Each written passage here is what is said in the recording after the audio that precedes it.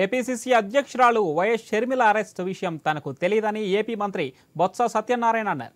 చట్టం తన పని తాను చేసుకుంటుందని తెలిపారు. తమ ప్రాంతంలో సంక్రాంతికి కొందరు వేషాలు వేసుకొస్తారని, ఇప్పుడు ఎన్నికలు రావడంతో అలాగే వస్తారని తెలిపారు బొత్స. ప్రతిపక్ష పార్టీ నుంచి గంటా శ్రీనివాసరావు పోటీ చేస్తే చేయొచ్చని చాలా లైట్ తీసుకున్నారు బొత్స.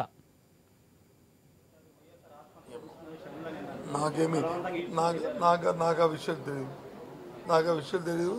ప్రభుత్వం ఏది కూడా తొందరపాటుతోనూ దురుద్దేశంతోనూ జులుంతోనూ చేయదు. మన ప్రతిపక్ష పార్టీ ఖాళీ కూర్చుంటారా సార్? ఖాళీ కూర్చుంటారా? ఎక్కడో పెట్టుకోవాలి కదా, ఏదో సపరేట్ పెట్టుకోనియండి, తప్పే ఉంది. అవి రాజకీయ పార్టీలు వాళ్ళే సాధువులా ఋషుల తపస్సు చేసుకుని ఇంట్లో కూర్చోడానికి. మా ఉత్తరాంధ్ర ప్రాంతం అయితే సంక్రాంతి వచ్చిందనుకోండి, కొంతమంది వ్యవసాయాలు వేసుకొస్తారు. అలాగే వీళ్ళకి పండుగ చేసింది, ఇదో పండుగ. ఆ పండుగలాగే వీళ్ళకి ఎన్నికలు వస్తేనే పండుగ కాబట్టి ఇప్పుడు ఎన్నికల ముందు వస్తుంటారు. వాళ్ళకి తగ్గట్టు వాళ్ళ వేషభాషలు, వాళ్ళ తాలూకా హావభావాలు, వాళ్ళకున్న భాషని అన్నిటి ప్రజల ముందు ప్రదర్శిస్తారు.